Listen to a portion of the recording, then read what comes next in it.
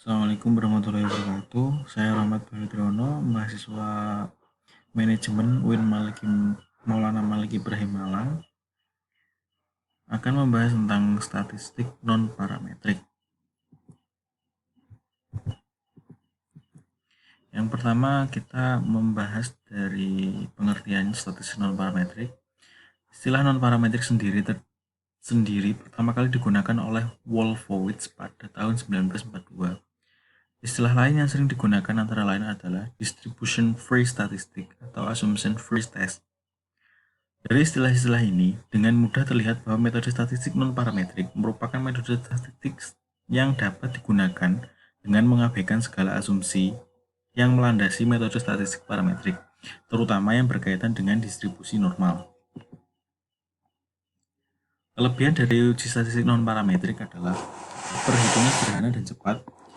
Data dapat berupa data kualitatif, nominal ataupun ordinal. Yang ketiga, distribusi data tidak harus normal. Kelemahan dari uji non-parametrik ada satu, tidak memanfaatkan semua informasi dari sampel atau tidak efisien. Tapi kelemahan tersebut bisa diperbaiki dengan cara menambahkan jumlah sampel dari penelitian. Dari statistik non-parametrik ada beberapa uji, tapi di sini saya akan hanya membahas tentang uji Chi-square saja. Yang pertama, statistik parametrik umumnya ukuran korelasi yang digunakan adalah korelasi produk moment Pearson. Sementara pada statistik non-parametrik yang ekuivalen dengan koefisien korelasi, standar ini salah satunya adalah Chi-square atau Chi kuadrat. Uji Chi-square bertujuan untuk menguji perbedaan proporsi dalam persen antara beberapa kelompok data atau menguji hubungan antara variabel yang terdapat pada baris dan kolom.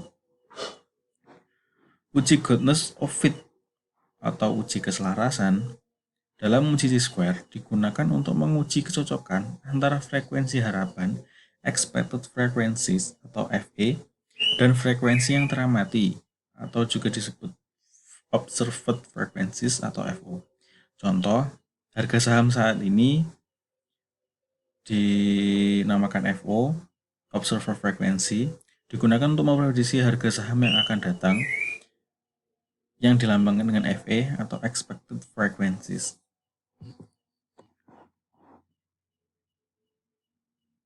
Contoh kasus. Di sini ada contoh penelitian untuk uji Chi-square. Kasusnya akan dilakukan penelitian untuk mengetahui hubungan antara pilihan metode pembayaran dengan tingkat pendidikan customer di Matahari Department Store. Pertanyaan kuesioner yang disebarkan ke customer adalah variabel jenis pembayaran. Apakah jenis pembayaran yang Anda gunakan saat melakukan transaksi di Matahari Department Store?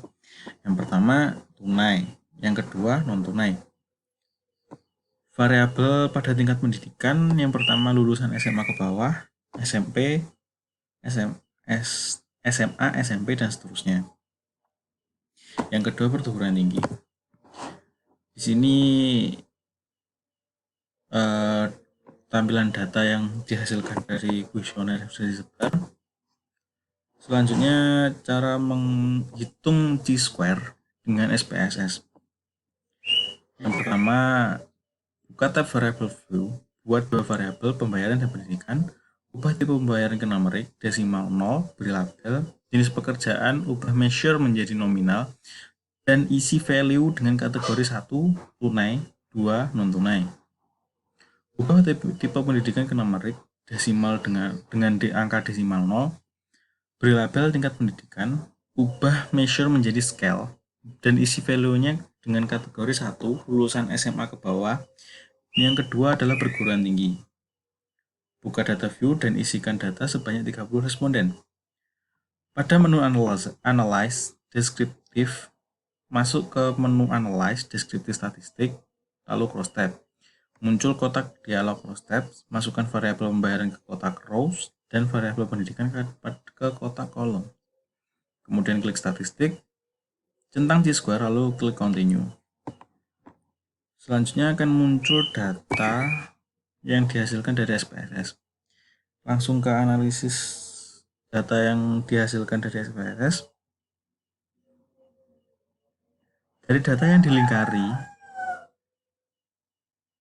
output output pada crash processing summary fokusnya pada data yang sudah dilingkari tanda merah. Output ini menjelaskan bahwa terdapat 30 sampel responden yang dianalisis dan tidak ada data yang kosong atau hilang, sehingga kevalidan datanya mencapai 100%. Yang kita ke output yang kedua, jenis pembayaran, tingkat pendidikan, cross tabulation.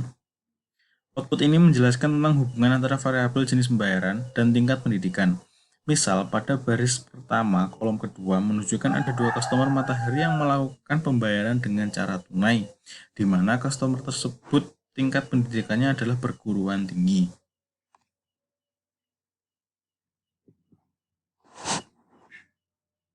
Rumusan hipotesis.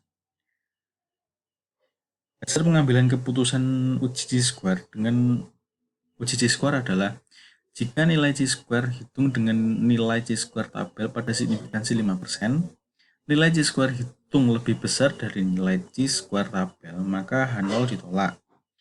Nilai Chi-square yang kedua, nilai Chi-square hitung lebih kecil dari nilai Chi-square tabel, yang artinya H0 ditolak. Dengan hipotesis, H0 tidak ada hubungan antara jenis pembayaran dengan tingkatan pendidikan customer di Matahari Department Store.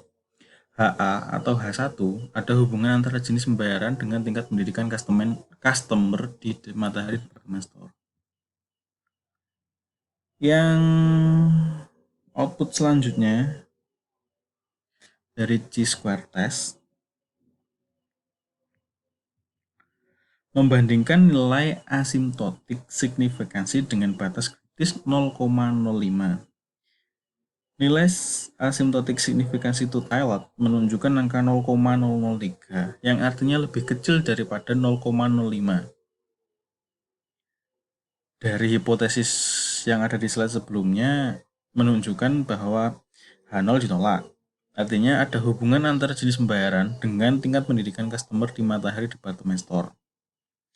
Hal ini dapat diartikan pula bahwa semakin tinggi tingkat pendidikan customer, semakin sering memilih menggunakan pembayaran non-tunai dan juga sebaliknya. Langkah selanjutnya adalah membandingkan nilai Chi-square dengan nilai Chi-square tabel pada signifikansi 5%.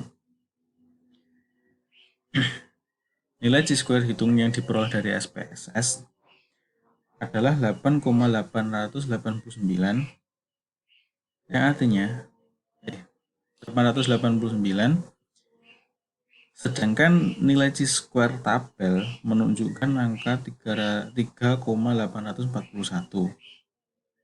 yang artinya nilai Chi-square hitung lebih besar daripada nilai Chi-square tabel. Sesuai dengan hipotesis yang dibuat tadi, H0 ditolak. Artinya ada hubungan antara jenis pembayaran dengan tingkat pendidikan customer di Matahari Department Store. Sekian, terima kasih. Itu saja materi yang bisa saya sampaikan.